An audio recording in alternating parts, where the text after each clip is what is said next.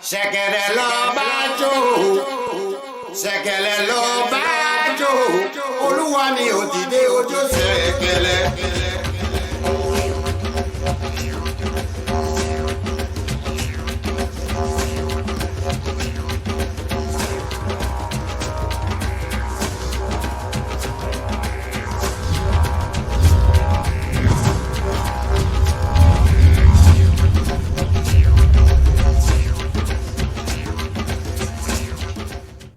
Hello, everybody, and welcome to today's Theoryforge. I almost went to the wrong show there. Today's Theoryforge Chronicles, episode 39, A Tale of Two Settlements. You will see we have Polaris here, and unfortunately, Phantom X has had one heck of a day, and right now is picking peppers before they freeze tonight. So good luck to him, and let's get started.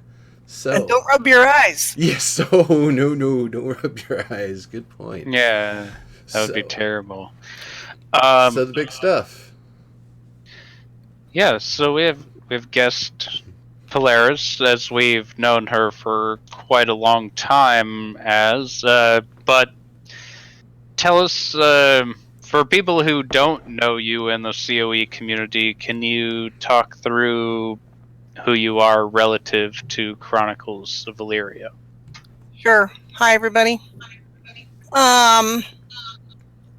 In the Kingdom of Ashland, in the Duchy of Sanctifandry, I am known as Skye McQuillan, Duchess of Sanctifandry, consort of Polite. Oh, I didn't know that part. Yep. It's a fairly recent development since mid-September or so. Oh, okay. Cool. Up until then, I was a mayor, wannabe baron, astrologer package Kickstarter. So that's what it was called back then, 3.5 years ago. We were talking about barons rather than mayors, and I was vain enough to want to be a baroness. Mm-hmm.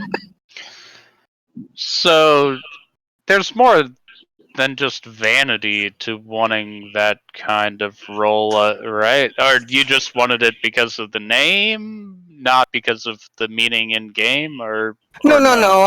I did actually. Vanity does play a part. Let's be fair. So I wanted the title, and I wanted at the time, if you were a mayor of a town and then you became a baron of a town, the baron's domicile, whatever it would be called in military terms, was a keep.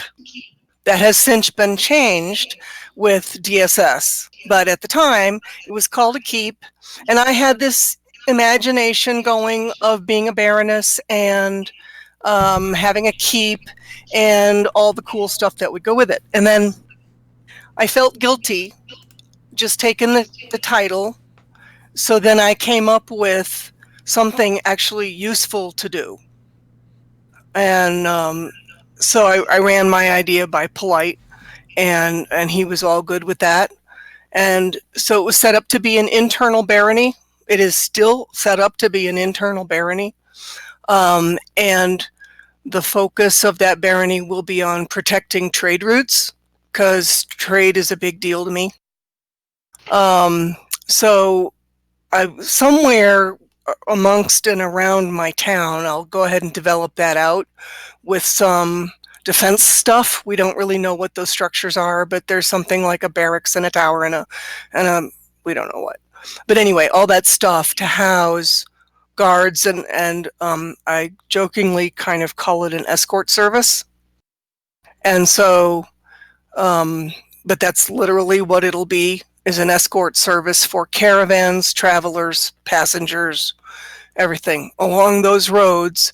And the ducal the ducal highway is likely to come nearby, so all of that will be relevant to trade within the duchy.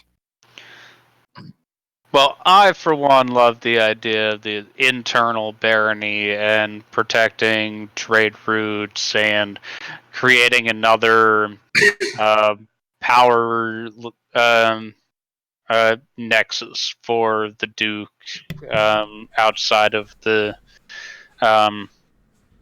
separate to the counts. I think that building a duchy in that kind of way, where you're thinking about cohesiveness and keeping everything together, and not knowing where threats will come from at the start, that having that kind of relationship from the Duke's position with a settlement leader internally, if the location makes sense, I think that's a very, very good idea. I was actually thinking about doing something like that myself at one point, but with waterways and stuff in Terresk world. So as that changes and you become the Duchess Consort, will you be spending your time running the settlement, or are you going to be hanging out at the duchy seat? Yes. I expect to be very busy, and I expect to actually be spending a lot more time than I thought I would traveling. My town is not that far from the capital, the southern capital, but it's far enough that I've got to figure travel time to get there, to get back. Which one is yours? If you look at just a second here, I'm in the capital county of Papalias Gardania. There are actually two. Polite has two counties. One is a southern county, the other is a northern county. But inside Papalias Gardania, then over to the southeast, there are two towns along a nice, wide, deep river. I have the northern one. Forest Wall? Yes. Okay. And it will be named Quillen. And the gentleman who was going to be my second, who became a mayor, has the southern one, which is called Grey Valley. And we are going to basically run that river. Okay. So trade is relevant. That river was selected because it goes all the way to the coast. Mm-hmm. I definitely like that spot. Yeah, we'll bring it up on the... just a second here. So, as we look at your town of Quillen, we have it. It's a farming region, so farmer is number one. Makes sense. Merchants, leather workers, animal trainer. Just stuff to get people through their lives. Yep, pretty ordinary town in that sense. Yeah, it. But I think that looking at a town and seeing these like ordinary things that just help people get by and keep everything together when you're at +1 sustainability or 5 bars, reasonable wealth, it gives you a lot of options for where you want to go with that, right? Like, right. That's what I see.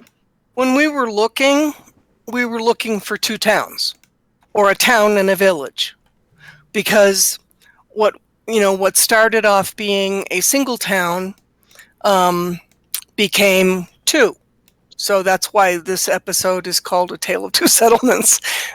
So we went looking for a setup that would be friendly for two towns, or a town and a village, or two villages, or something where we could really work the road, work the river, work the whatever it was, in terms of going back and forth between the two settlements and really making something truly viable and useful. Also fun, because it's a game. You are a hike from the capital.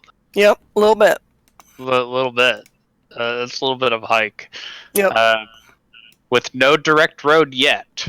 Nope. We've got some roads planned, and we've also got some road upgrades planned. So, getting and a there potential river portion. and a road and a river road all the way to the coast. Yep. What we don't know is there's a strong possibility of whitewater right at the southern tip of the county, right just below Gray Valley. That's got the possibility of whitewater. So that will make life interesting. That mean? Well, it means that we would have to be probably a little bit less cavalier about trade goods going that way. And we would have to really think about Plan B or Plan C for getting barges back upriver. If there's a really big drop-off there. Yeah, it looks like you have quite a bit of... You have reasonable depth based on the border of the river. Yes. At least until you hit that bridge in Pine Angel Vale. Yep. And then it gets right at the village of Inner Spider. It looks like it moves into more of a delta region, but not it wide. Should have enough draft for barges. And I've already contacted that count. So we've got a deal in the works for ensuring trade movement all the way to the coast and ensuring a berth for barges at the harbor he's going to build. It's been fun. I mean, now that there's a place on the map, it really engages people to participate in a way that's very different when it's all conceptual. That's one of the things that is most interesting to me right now, is to watch the level of engagement happen, even with my own people. Mm. Right, Neuro? Oh. Ooh.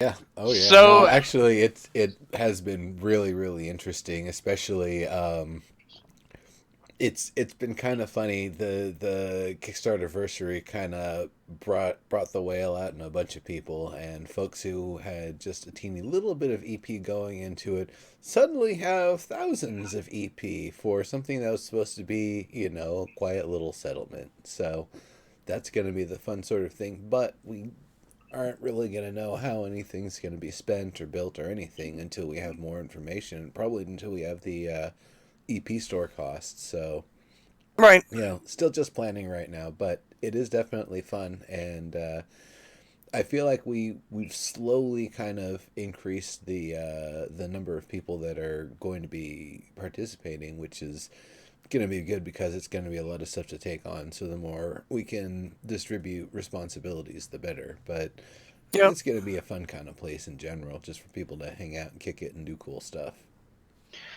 Yeah, So, I'm reminded of Revival, actually. That's what I was going to say. We've all known each other since those days. And, remember when you got your first shack or cottage or house or whatever, and you had a place on the map. And it just has this incredible enlivening and engaging quality of, that's where I live. That's my address. That's my place. And I'm watching that same phenomena happen now after DSS with folks, even in just Quillen and Broad Rock, that, people are really, really excited about, this is where I live. And they can point to a spot on the map. That is such an interesting thing. I would think that Phantom X has been also very kind of intrigued with that phenomena as a psychological thing. Yeah, his way of thinking changed dramatically after he picked a spot on the map. But I think it's interesting. Yeah, I thought Nero was going to be exploring. I thought Nero was going to be out exploring. Right. No, I'm going to be exploring. So suddenly he's over there going to be a mogul. He's a mogul. No, not really. Oh. I'm just going to be building up. There's two main things, full disclosure. One, It's a public park and performance space. Got to have amphitheater, gazebos, seating, benches, flowers, trees, lamps running all day and all night. So it's a nice, safe place for people to come, go do things, have fun. Hopefully, it'll be up on the river. You'll be able to potentially take a barge around, or at least be able to do some fishing. You'll be able to see the river and have a little bit of fun there.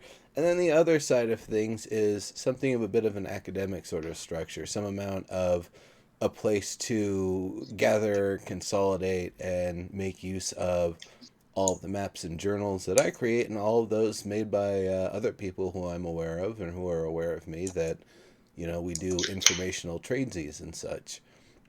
So that's going to be fun. But on top of that, that's also going to be infrastructure where I'm planning to have kind of like a, not Dungeoneering Academy, but more of an association where you can kind of go and learn some skills and get better at Dungeoneering related stuff, pick up some supplies. Sort of Dungeoneering base of operations. Because honestly, if you look at the area, it's very California-esque to me. You have like all of the biomes in, some extent in a very short distance. You've got the hills, the mountains, you've got the coast, the rivers. Seasonally, you'll be able to get a lot of action from, just staying in the same place and having the seasons change. It's going to be a little kind of slice of everything in one area. So for me, it works out. It's great. It's got everything I'm looking for. I'm sure it will take me a long time just to explore and do whatever I can with the, immediate area, the immediate, 5 kilometer radius is going to take me probably years to get through if I so choose to just focus on that.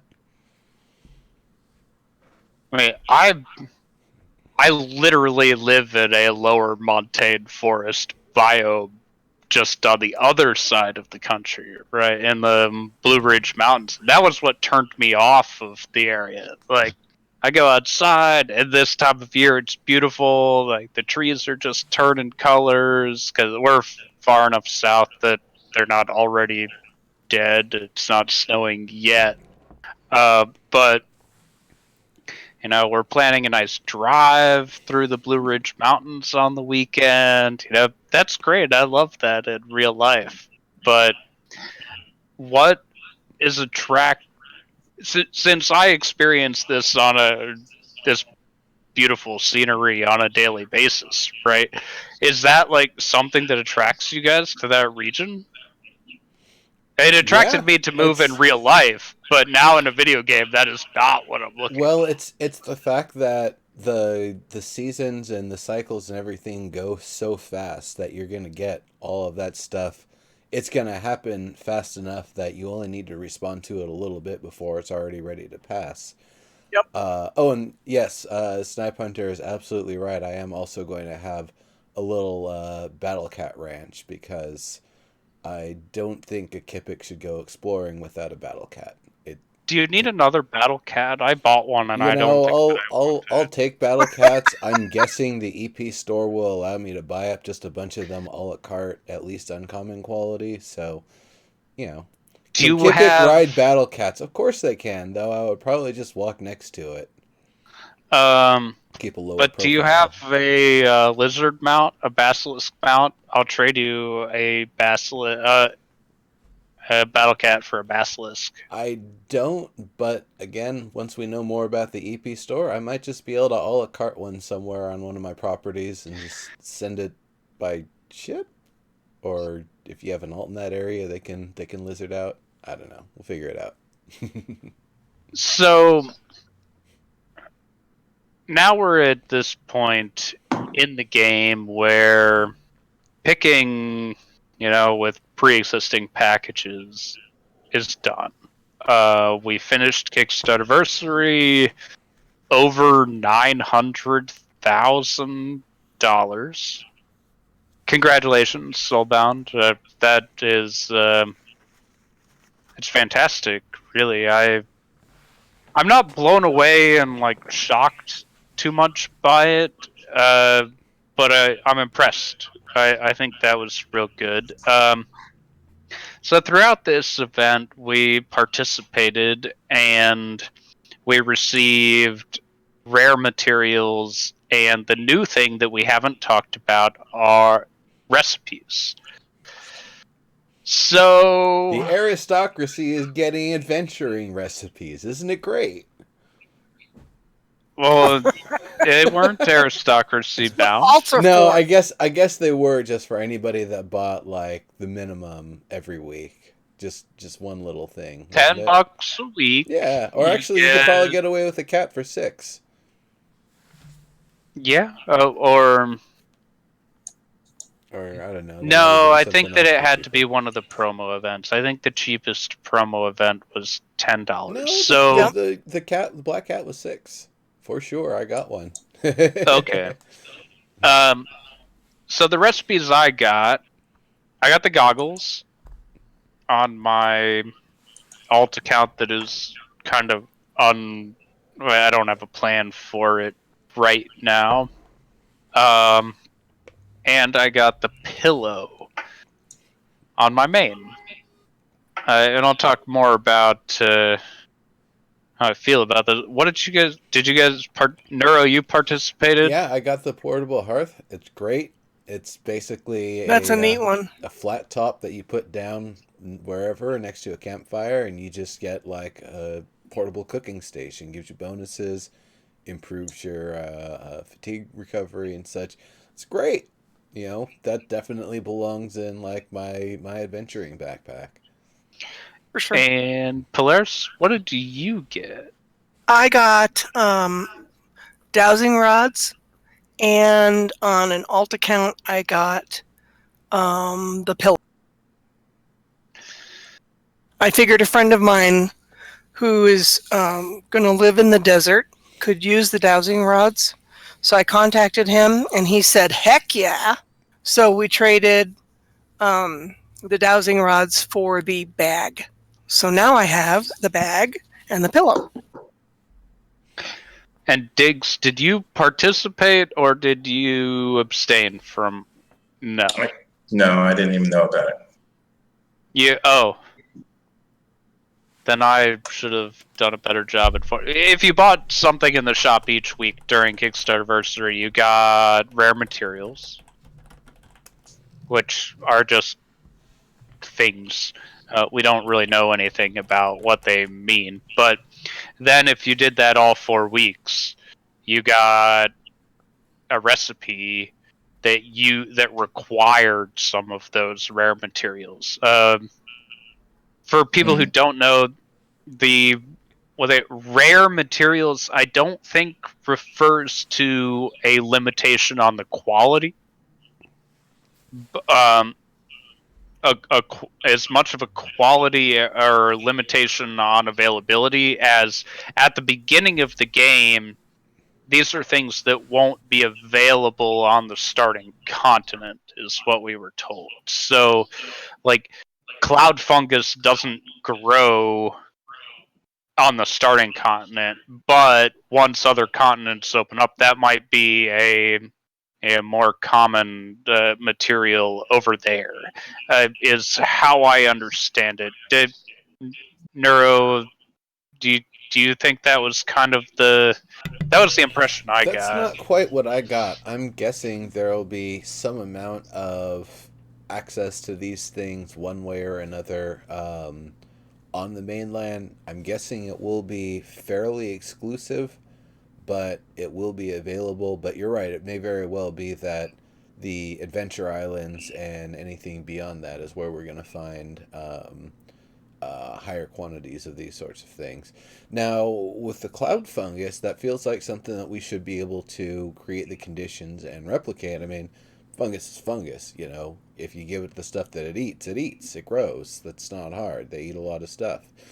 But I could imagine the blue ferrum, the crystal, you know, some of the other things being particularly exclusive, and it could either be that the access to the resource is limited, or they're just hard to harvest. Let's see, but if the rare ingredients do not appear on a certain continent, I'm pretty sure that Snipers said that they don't appear on the starting continent naturally. But that might mean that adventure islands are really, really cool. I think ID is right there, right with that. It would be really cool if adventure islands were places that fairly early on in the game you could find these kinds of rare ingredients. But it's not like, guys, this is why my impression isn't that they're impossible to get. They're impossible to get when we start the game. Like when the game begins, you have 3 pieces of rose blood or whatever, 3 vials of rose blood, or 3 pieces of whatever amber thing that was that holds heat well.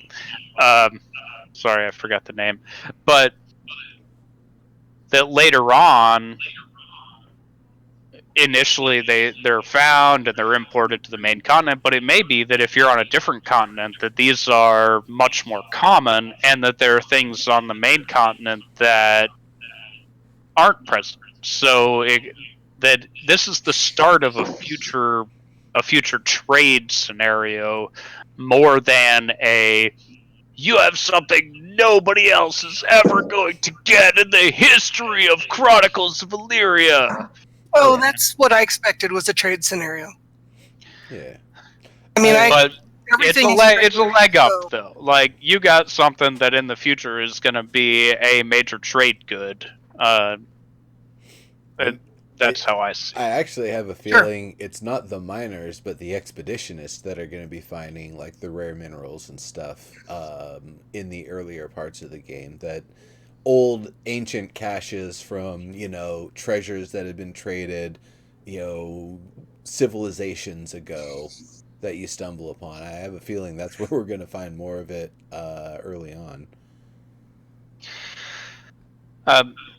So did I say, we have these. I said expeditionist, not the other one. Yes, you did. Yes, you did. Nice try. Definitely said expeditionist. So we have these recipes. The hearth.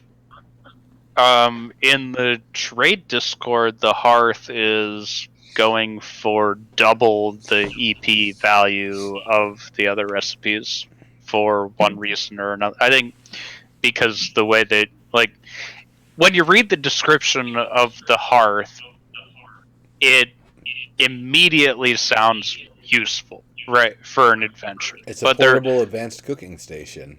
It's great. Yeah. We also have the bag. Polaris, tell us about the bag. Waterproof. It keeps things fresh. Yeah, and it's got a freshness buff. And that's pretty much what we know. We don't really know size. But we do know it only takes one of each of the ingredients in the recipe. We do know that, so that's something. But that kind of a bag with a freshness buff, I guess you could say, and a waterproof, that's going to be very, very handy for people on the road. For sure. And the memory foam pillow, I think will be super useful for every adventurer, but also every guard and every caravaner, anybody who's on the road a lot. They've got their own memory foam pillow. And it has a dispel fatigue buff. But my question about the pillow is, does it preserve durability during pillow fights? Because I want to make sure that, like, if I have, special pillow fights, that I won't be ruining the longevity of my pillow. I think you're going to have to just try it and find out. I think that I'll meet up with Neuro's exhibitionists and we will give this a shot. I have a feeling the way that somebody loses a pillow fight isn't that they've taken too many hits with the pillow so much as that their pillow from hitting too many people has now deflated and they have to sit there shaking it to try to reinflate it while they're getting hit by everyone else. So the pillow is made out of fungus. So cloud fungus is supposed to be this like soft, fluffy material. That compresses and then re-expands. But does this mean that we don't have mold allergies in Illyria? Like, feather pillows. Like some people don't want a feather pillow. They don't want a down pillow because they have a feather allergy. A lot of people have fungal allergies of various kinds. Is cloud fungus allergen free in Illyria? That's my big Yes. question. Just Like a cloud good fungus. question for Snipe. It's like mushrooms. Some are poisonous, some are not.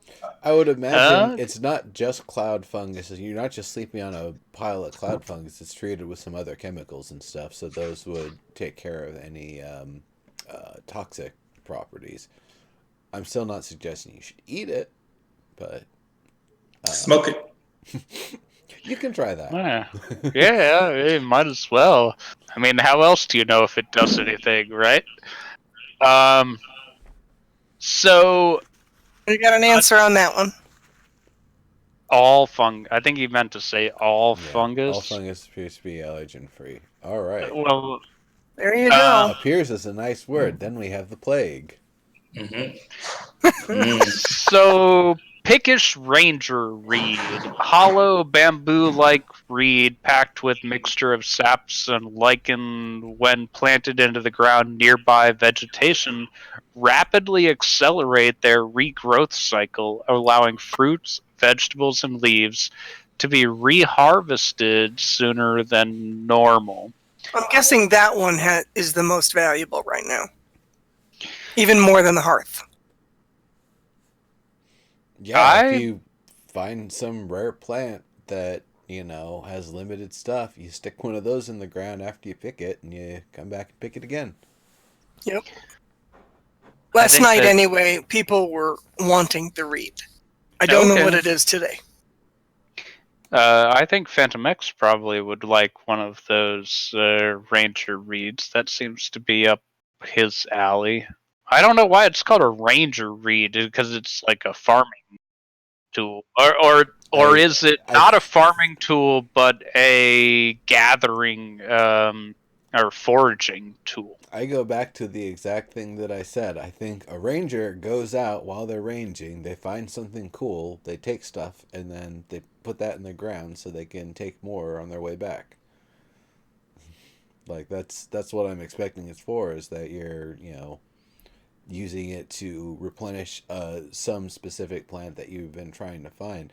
And that's great. I wish every MMO had that, so when you find the one bush, the sapling that gives you pristine apples or whatever, you can stick that in the ground and get another pristine apple and finish the damn quest. I know this isn't like that, but I'm just saying I'd like that in those too.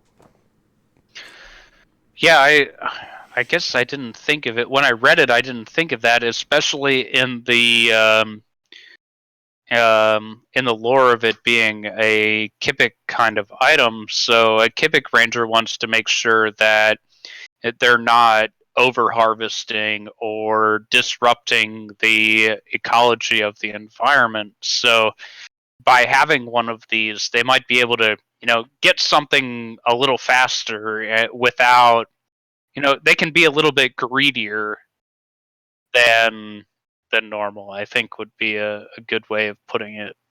Right, but then what's the effect on the environment? I mean, everything has a ripple effect, right? Who knows? I don't know how much butterfly effect is present in Illyria. It might be that it makes the entire area enriched, so even if you do come back for, a second round of harvest, or you don't, that you've left the area better by putting that in than worse. But if that's the case, then at what point do you sit there trying to figure out how much soil to read contents can I make to make like the most amazing badass soil that just makes things grow ridiculously fast? Or how many predators and how many animals and then predators do you attract to the area by Right. improving the quality at the bottom of the food chain?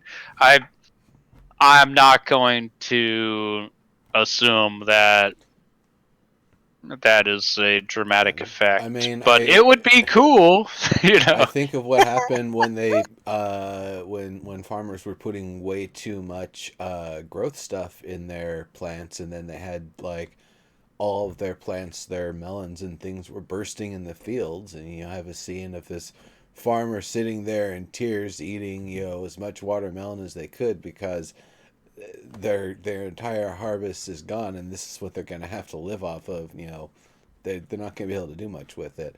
Like that's I imagine that could also be the sort of thing that if you use it, you have to use it with the idea that you're going to harvest the stuff, or you're going to come back for it and deal with it. That you're not going to just leave a bunch of those and then come back and then everything's like bursting with ripeness literally, and you can't actually harvest anything now. It's all trash. It's all being You eaten should by have been birds. ready. If you want to make it ready to harvest real quick, you should have been ready.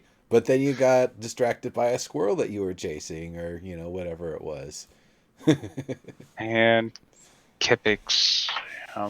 Ooh, I shiny. love Kipix, but I hope they don't do that. I'm pretty sure next- they would be the least likely to chase a squirrel. Like I imagine a Genoa kid would do that. A Genoa kid might chase that thing my- with my- a freaking dart or something. Get that squirrel.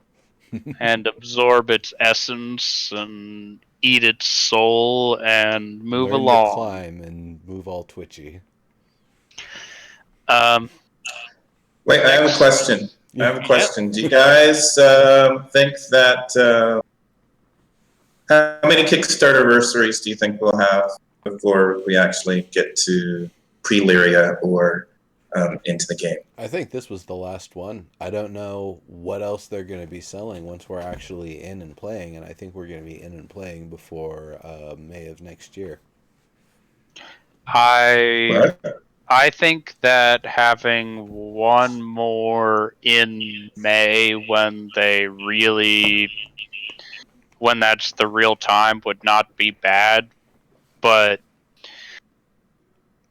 Soulbound did a great job of not pushing out this fundraising promo event at a time when morale was low and at a time when they didn't have what they needed to deliver, and they delayed it.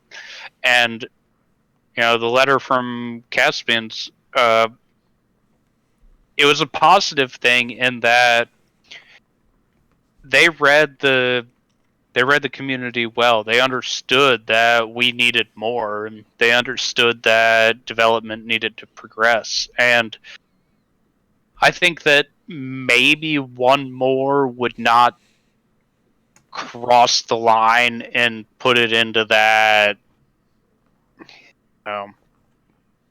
just doesn't feel right range. I don't know how else to describe Star that. Citizen?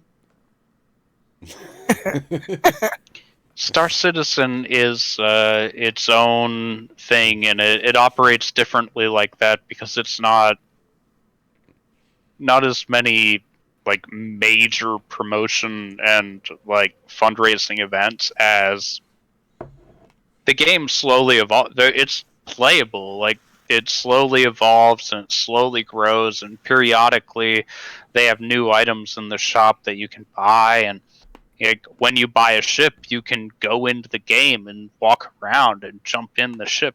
It's different. Like if we were at that stage, then the concept of Kickstarterversary doesn't make sense, right? If we could get in the game and walk around our town, then the concept doesn't make sense. But I think that it's possible for one more, but hopefully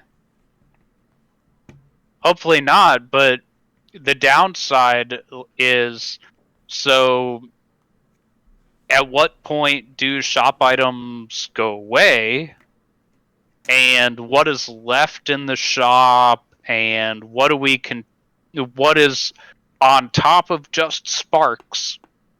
Where does money come from? And we need to understand that, and I hope that it's more than just sparks. Souls. Souls and sparks are it Yep. once we've hit launch. But then with that, I wonder That can't be true. It shouldn't.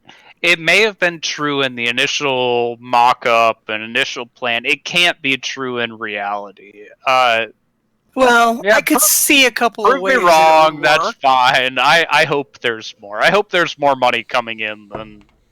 Well, if you actually have that many players, right, and souls and sparks will go up in price. We already know that, and everybody, maybe they're having a ball on their main, and now it's time to alt, right? So you need sparks, you need more. It's always souls. time to alt.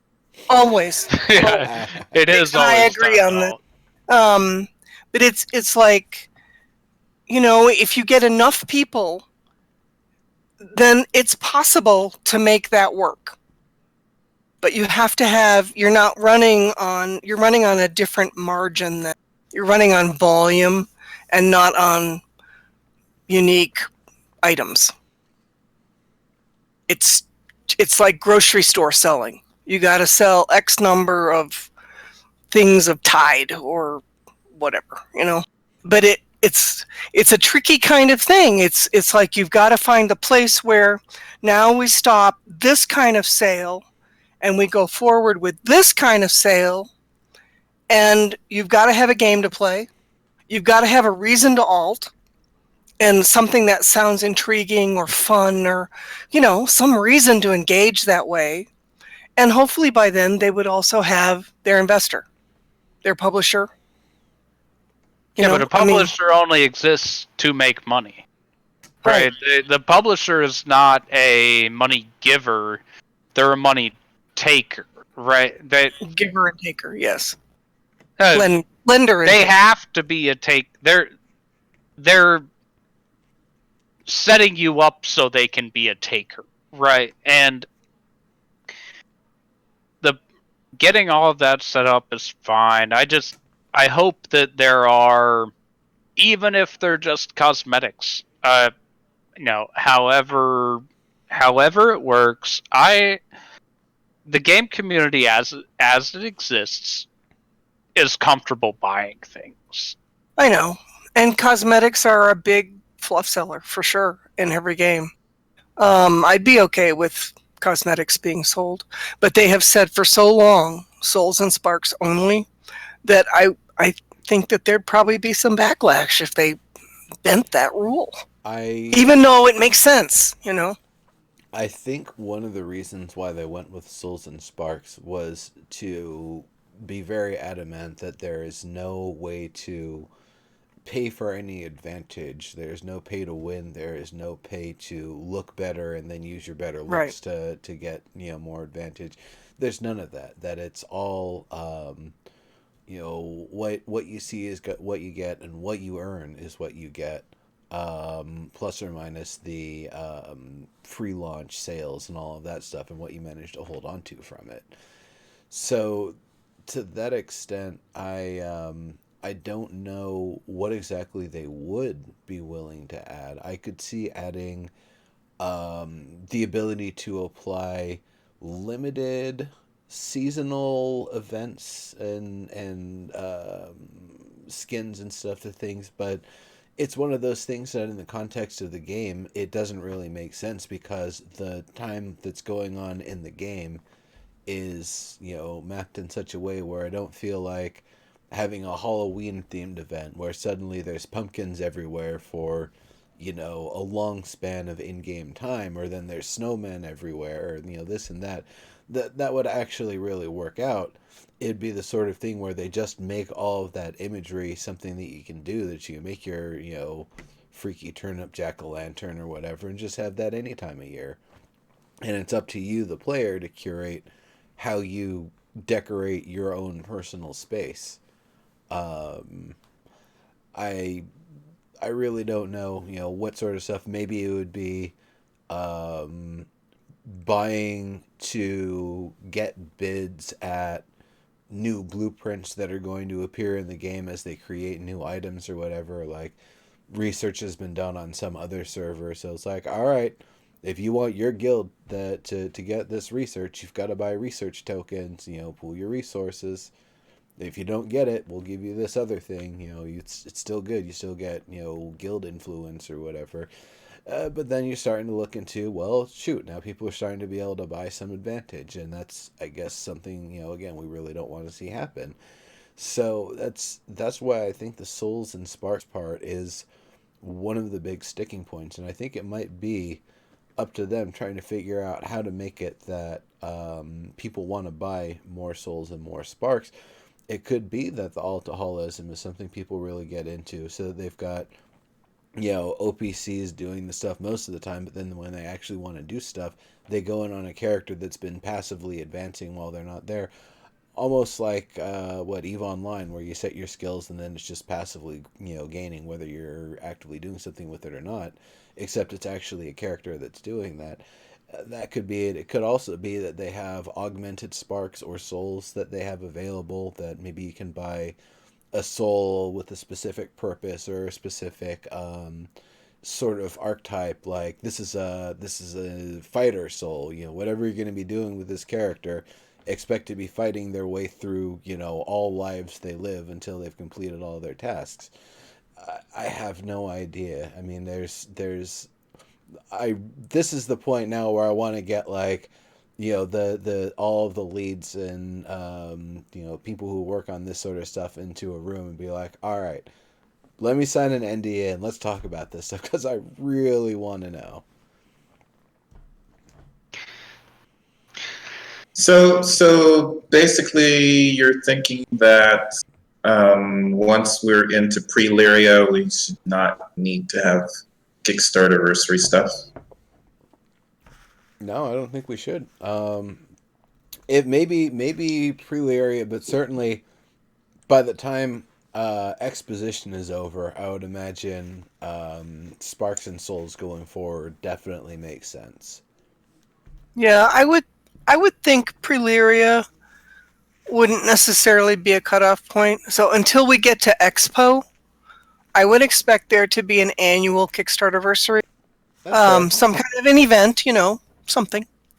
Maybe they bring stuff out of the vault, similar to how they did this year.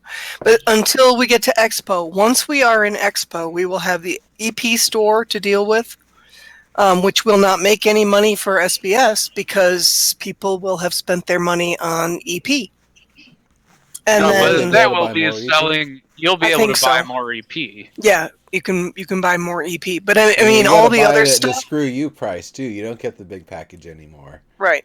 So, but I mean, once we have it's still $200. It's a screw you price anyway, no matter how much you get. Yeah, I mean, if what you're looking at is like, some big legendary academy or something, yeah, you're gonna need like 10, 20 of those packs to do it.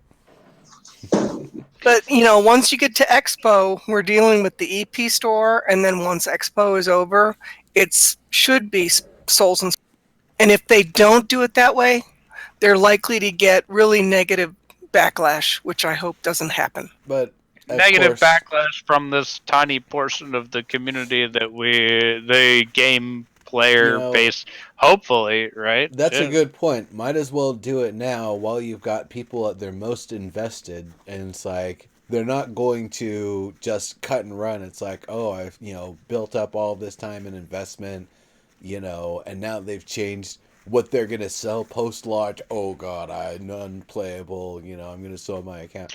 No, I don't expect people are gonna do that. If they did that, sooner than later.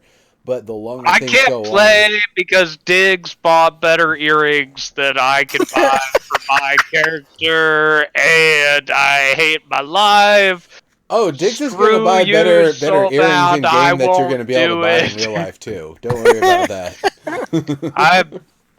I'm going to get real earrings just to be cooler than Diggs one day. No, You're gonna have to braid your hair better though too. no, I don't. I don't need that. I have different style. You don't try to do something someone does very well better. You try to do something different in a way that is more appealing. Okay.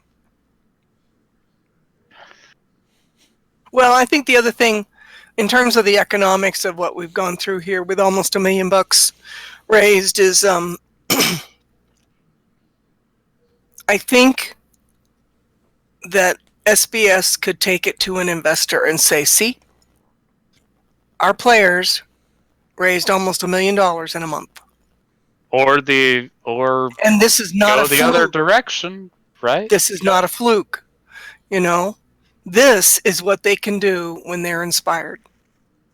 So, I think they can shop that as you have a really engaged and involved player base who's willing to open their wallet. And I think that's something that's, as a piece of information, I think that's useful to shopping for an investor, shopping for a developer, but especially shopping for an investor. If that's the way that you want to go after you find that you can bring in $900,000 in a month. Yeah, you have all kinds of options and things to think about if you have that kind of revenue. And it's I not think so, ongoing but I revenue, could be full of it, so I don't know. But I don't know. I would not. I mean, I agree that going to somebody else and saying, "Hey, do you want to invest? Look at what we can bring in already." That is enticing, but it also changes the way that you think internally. Of, well, we were thinking that we desperately needed an investor, and then all of a sudden we got $1 million. I know that rounding up to $1 million is like, there are pluses and minuses to making that rounding, but when I'm trying to exaggerate the amount of money that came in, rounding to $1 million is exactly that. It's an exaggeration to explain the magnitude of that, because $900,000, you're still talking in that 100,000 level of magnitude, but this is real close to that next order of magnitude. And I agree. and I think that it's worth from a linguistic standpoint of even saying that, like, almost $1 million.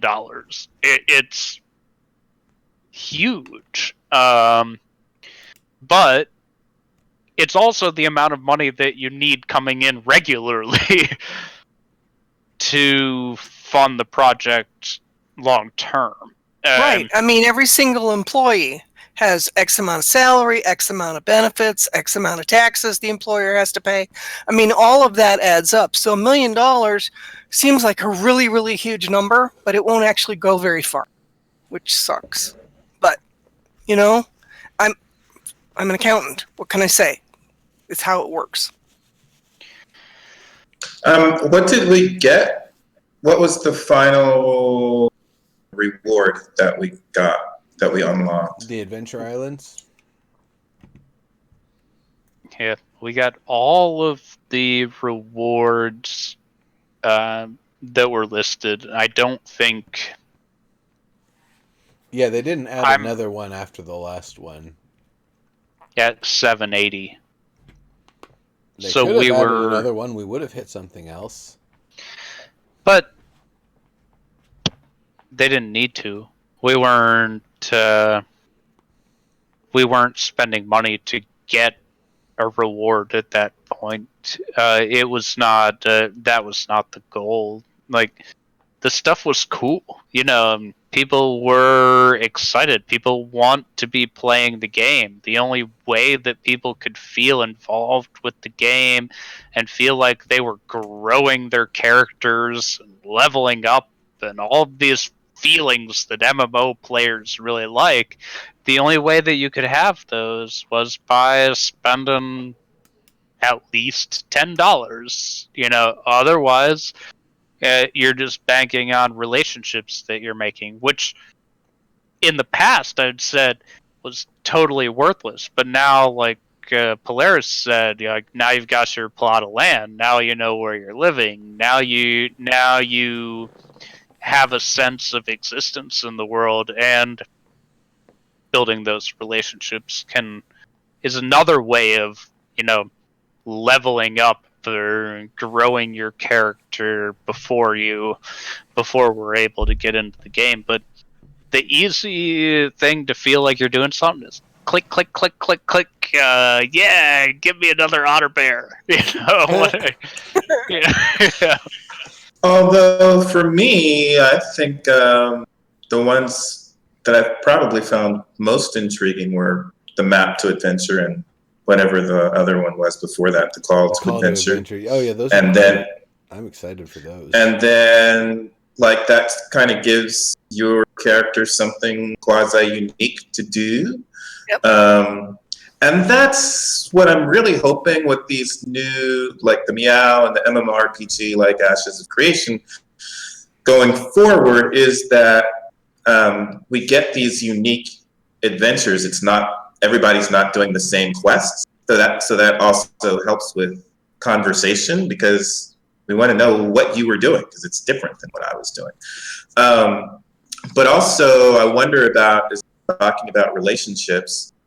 Who do I bring with me for my map to adventure? And then, do I have my crew? We all do mine, and then we all do Neuros, and then we all do Sogs, and then we all do Skies. Like, that could be really cool to have our crew going on all these different unique adventures that I am now enticed to actually play with you guys. Because that's long enough.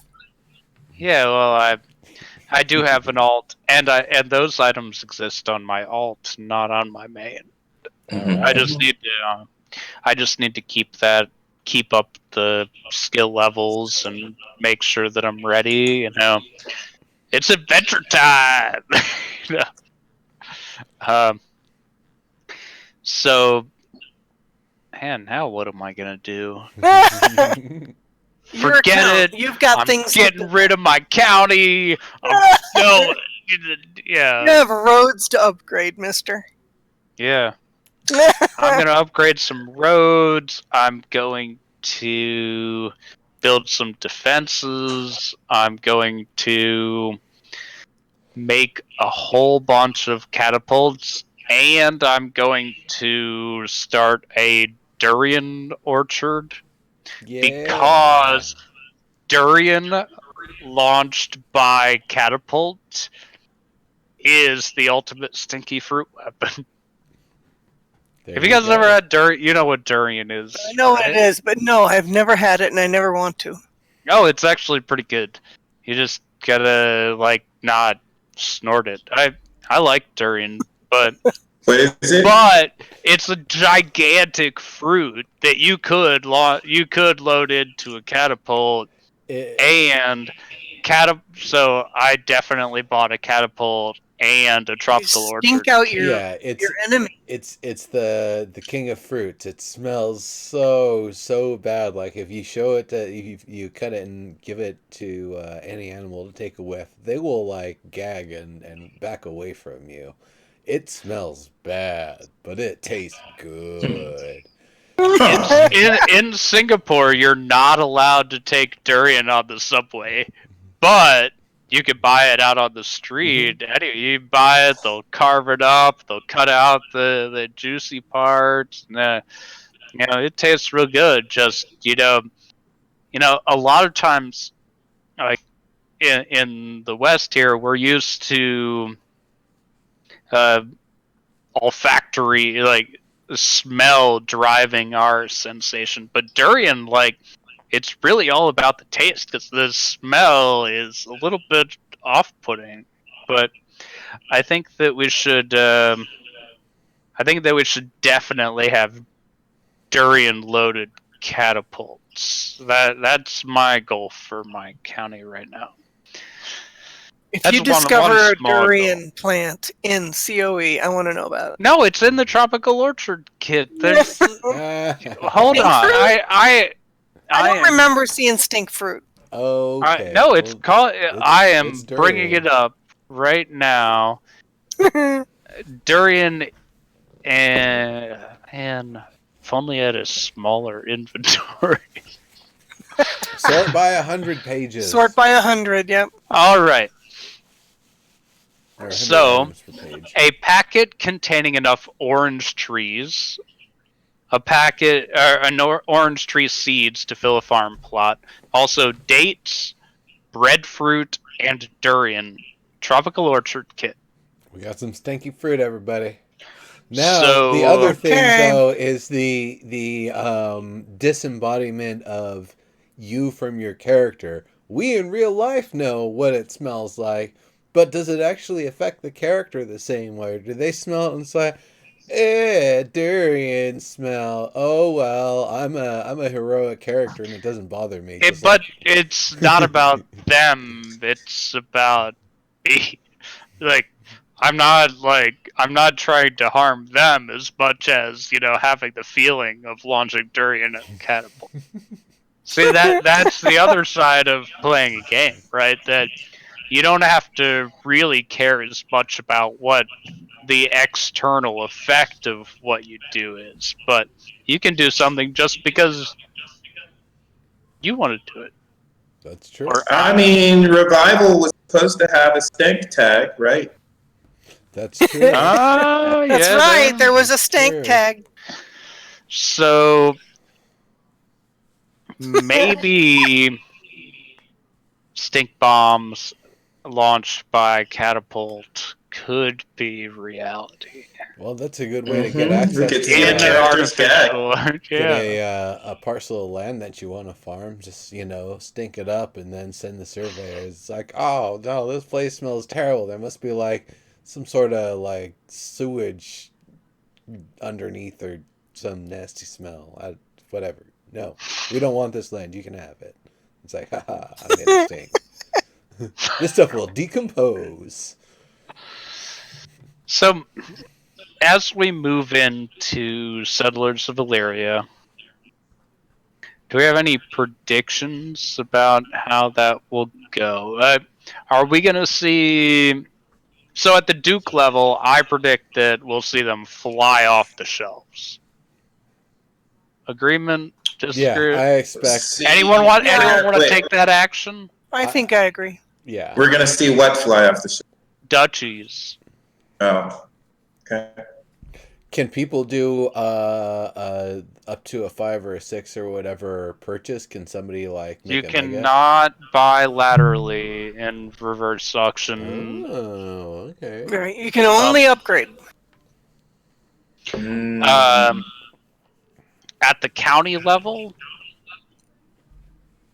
I predict real quiet. Mm. Only because we were able to buy counties for $375 already and wanted it. If we wanted it, we could do it. Right? Settlements, though? I think settlements are where reverse auction is. I think that's where it's all about. What it's all about. That you didn't want to buy in for the several $100 package where you get to be a mayor or whatever, but you have an opportunity to maybe have a village for $45 or something, and it's the one that you wanted. Like, I think that's where it's really at. I'm an adventurer and I've kind of been on the cusp, but I didn't want to buy the package and get involved or anything. But this is right in front of now. This is this has a price tag, and I am ready to click. And as the price drops down, I think that we might see quite a few people who are on the cusp, just saying, "I'm taking that settlement." But I think the counties will be the weak sale point, just like until the county upgrade option, they have been forever. And like I believe, and I don't have numbers on this, that the majority, or at least maybe half of the counties that were purchased in the upgrade sale were people tagging on counties, adding additional counties and additional mayor packages, and building multi-counties instead of single counties, and not as many people saying, you know what, I want to be a small count. It was about people who were it's already... really all about the size. It was more about the size, and I think that that's better for the game in the long run. But I think that the county is it's a hard sell, right?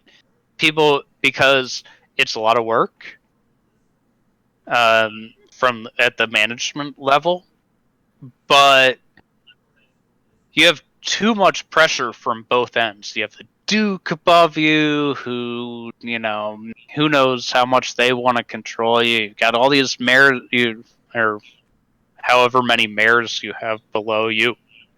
You have to do all that, but it's just hard to say at this point, at Settlers of Valeria, I want to be a count. Because you were given a lot of options already.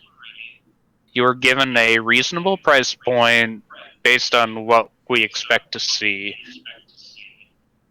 It doesn't appear to me to be the kind of thing that you speculate on, that you just try to get something real cheap. Some will sell, of course, but I think that's going to be the weak point. Somebody disagree with me. An interesting perspective. I don't know. I think this, if they play their cards right and do a lot of advertising while Settlers is going on, this would be the time to reach out to all of the big name streamers and influencers and be like, yo, dog, we will take it in shorts. $300. We will give you a town. We will give you 10,000 EP for you to come and build your community here. No strings attached. And I could see that being something they do that really starts bringing a lot of interest and attention. Just talking about the game, having nothing to stream about, just talking about it every now and then, knowing you've got that plot that you've got other people now starting to get interested and invested in. I think that would be a good idea. I think that would be another thing we could see happening here. And, there's a lot of possibilities, with... in terms of the actual sales of things, what people are going to be buying, we know there's going to be duchies flying off, counties just flying off the shelves because people already have plans for, like, okay, we know where our weaknesses are going to be. People getting paranoid about, like, what borders are owned by who and being able to, resecure those in different ways. And I think a lot of it is already invested people spending their time and resources getting more of their community in charge of the other areas that they want to have investment in.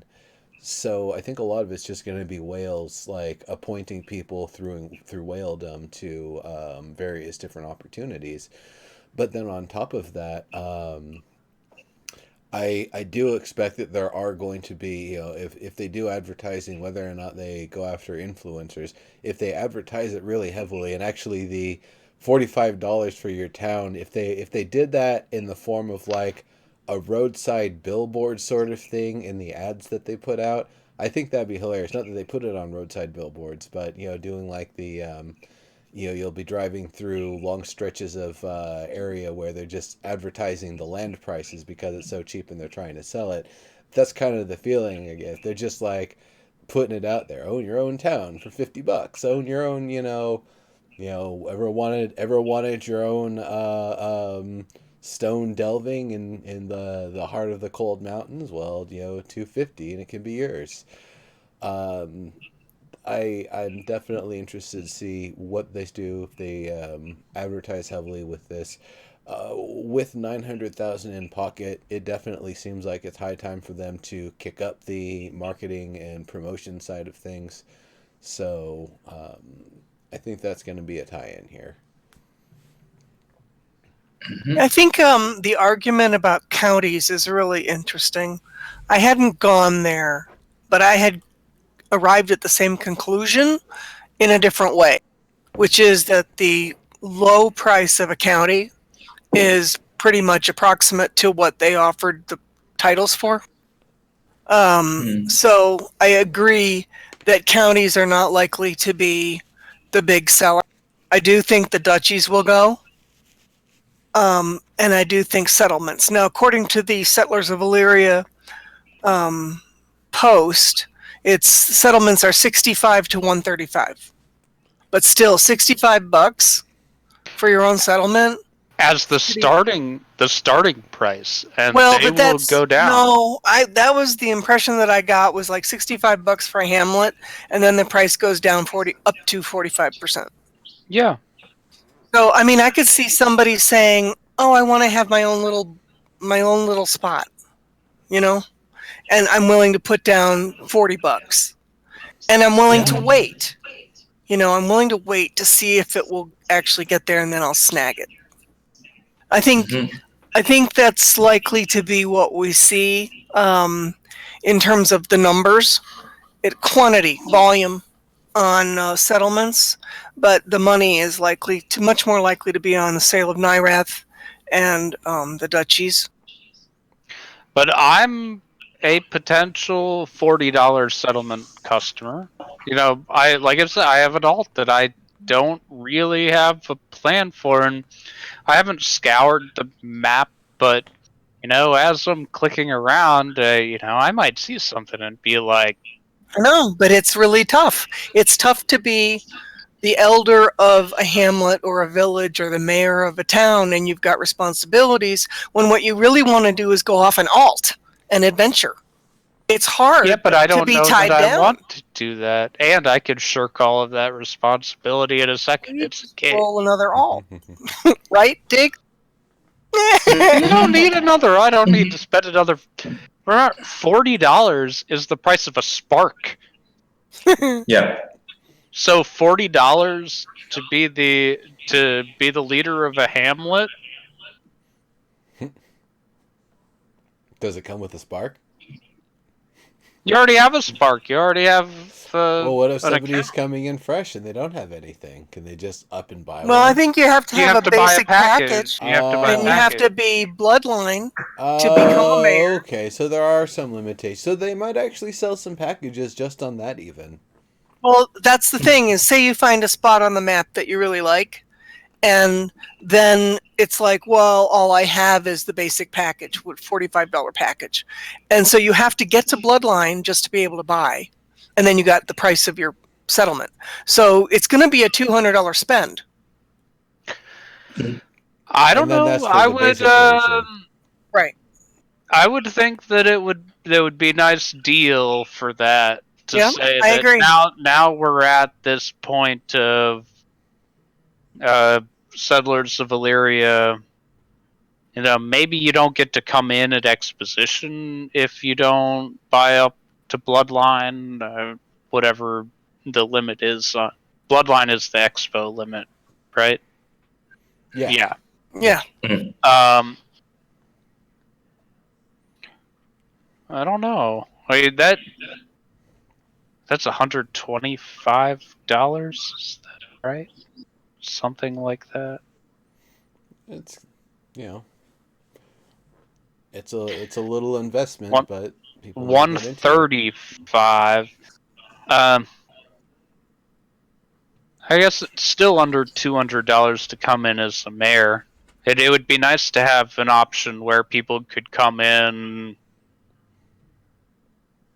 even lower. Yeah, a lot of people will disagree with me there because they feel like because they bought something at some value, at some price point, that they deserve, you know, nobody else to be able to undercut them ever. But, you know, that's how things go. When you buy things early, you don't know how the price is going to change.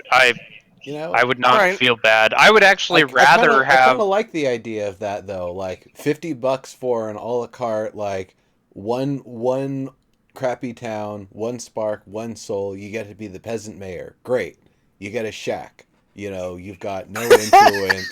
You might be deposed by We somebody already with have. any money. We already have hobo counts. You know, they have bloodline packages and mayor upgrades and count upgrades. You Well, know, but that's all this is going to be, is just a title. You're buying the title. You're not getting any of the other stuff. I think you should be able to buy a title, and if you want to be able to participate in Expo, then you have to buy the bloodline package. Yeah.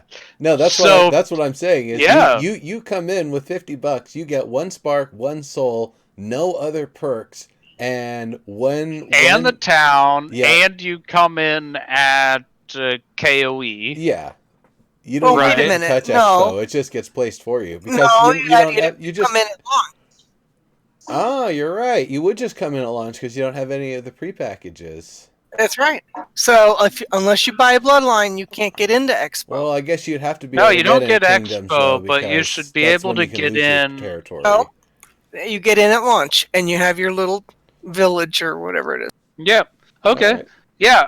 For $50, you come in, you get a spark, you get a town, you But come in, what you get to happens play. if your town has I'm all been about taken that. over during Kingdoms? Right. Like that's There's always that. I don't know that that's really a thing. Yeah, it kind of is. Oh yeah, no, it will be for Because sure. it's supposed to be a thing during Kingdoms of Valyria Kingdoms where is that when could people are happen, but supposed then they were lose going to their stuff. revert some things. So I don't know. Some of the things you cannot lose your title before launch. Right. But you Mm, could gain a title, an NPC title. You could acquire. Yeah, you cannot lose your title before launch. Okay, I thought it was as soon as Kingdom started, you could start losing stuff. I think they No, I said think- I that think you the whole could point- in the whole point gameplay. of buying is that you have something at launch, Right. not that you had something in beta or the prologue portion of the game. Yeah, they reverted it. That, Okay, well. so you have this that's awfully experience nice in of KOE, them. but then it makes sure that you have at least what you bought at Yeah, launch. it's like playing that game DEF CON. You're not in the final stage. You can like move your ships and stuff, but you can't fire nukes yet. Gotcha. The day after launch is another story. Yes. Then the nukes go out. The Durian then catapults. the Durian catapults Yes. get fired.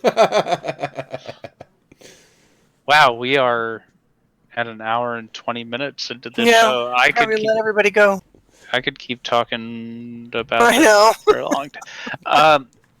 Real quick before we go, I wanted to give you, Polaris, the opportunity to entice people to come join you in your settlement, and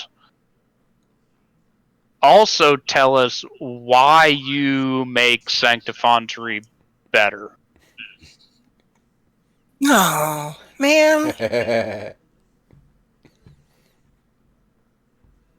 You did a good job already. Just recap what you said at the beginning. I don't know. I'm stupid loyal. I work hard.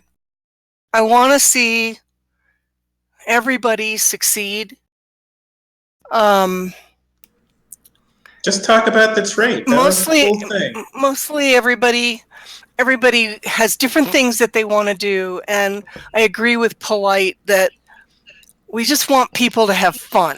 You know, like whatever it is that blows your dress up, go do that.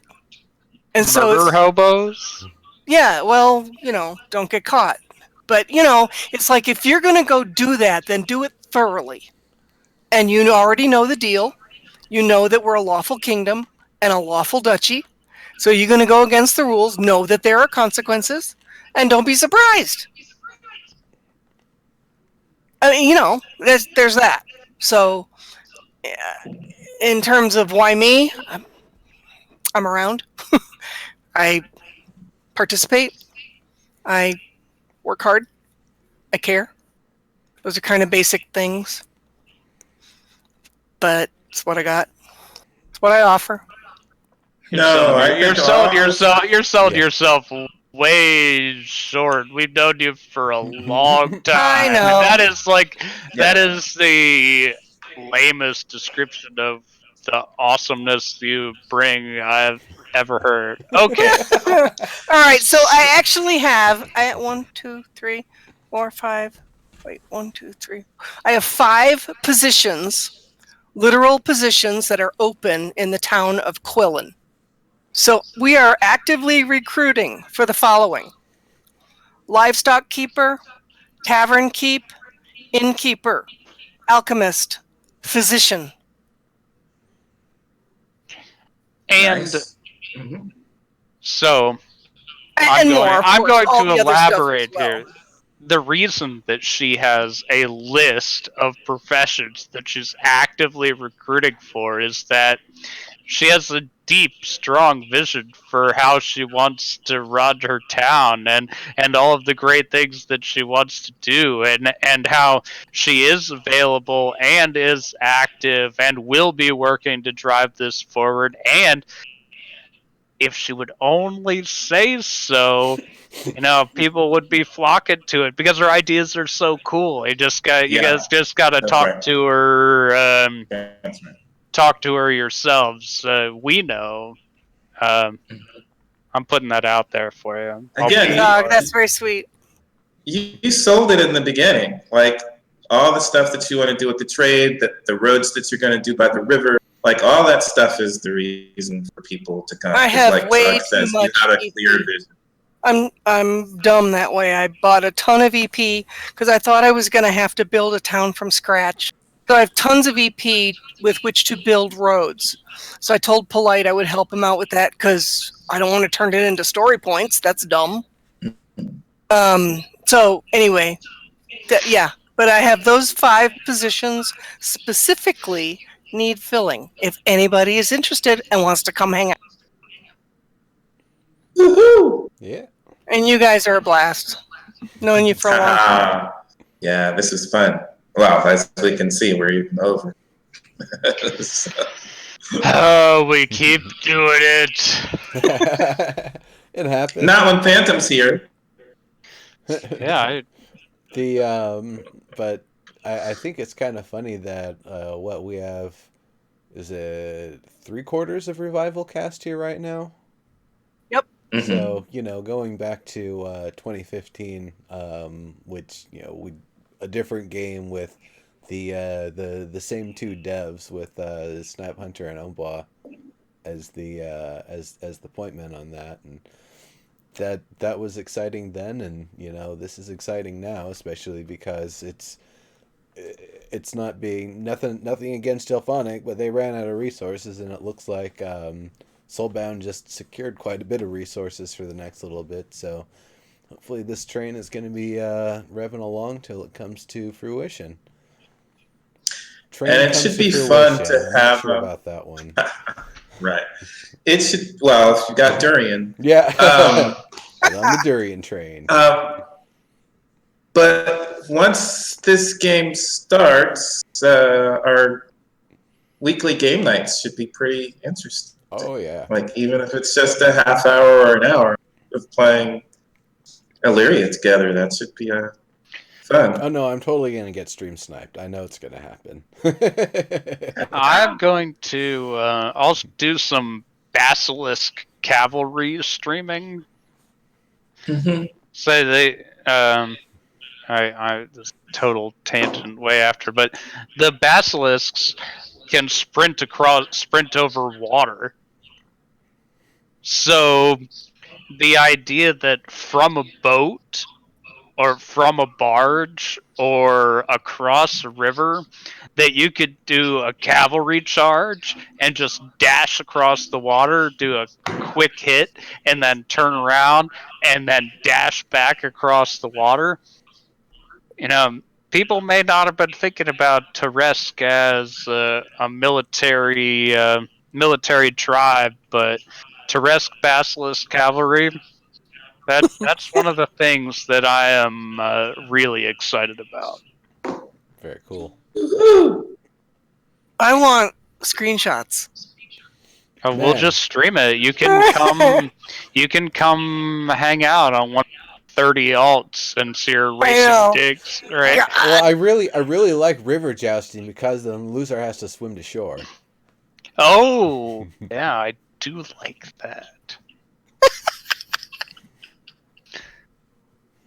And more ways to have fun. Just that's what games are about, right? Like finding ways to have fun, and some of them are presented by the game itself, and some of them, in a good game, you can augment that and come up with your own ways, like Durian catapults and river jousting, and whatever kinds of plans Sky here has for her river, I'm sure will be pretty nutty in a Well, good way. credit to Neuro. He came up with this baller idea that's going to be very expensive to implement, but I think what it captured for me in my imagination was the fun factor. Like, I might go into a game and it's, we have these ordinary things to do. We have jobs, we have families, we have all these ordinary things. And at the same time, we want to have fun. We want to have fun as a player playing a character, and we want our character to have fun. So I'm looking at things on that river that also have to do with fun. Love boats, swan boats, silly, goofy stuff, traversing the whitewater. I mean, goofy stuff. Mm-hmm. I think that would be fun. Log balancing? Can we do Heck that? yeah. Heck yeah. Yes. What is it? Log rolling? Yes. How many people will die? Oh my god. I'm going to get a bad reputation. Well, if you call it a sport, then people assume the risk of the danger. Yep. Well, I am real happy that you came to join us today, and I'm real happy that we didn't end up canceling the show when we found out that Phantom X couldn't run it. So thanks, Neuro, for putting stuff together at the last minute. Thanks for having me, guys. It was fun as always. Yeah, it was great having you, everybody. Good show here. Good stuff. This was a lot of fun, and I don't know what our schedule is going to be like. We may do something on Friday, either something talky or perhaps something where gameplay is involved. I have a couple guests lined up, but not with dates signed. With all my travel and busy work stuff, I haven't been able to get that done. But we're going to have Leaf. He's a Duke and Aranor, and we would like to have a totally ridiculous meme show involving Huldrick and Negnar at some point. But I need to line those dates up. I think on Friday we should play Apocalypse. Yeah. Okay, that sounds great. Okay. Yep.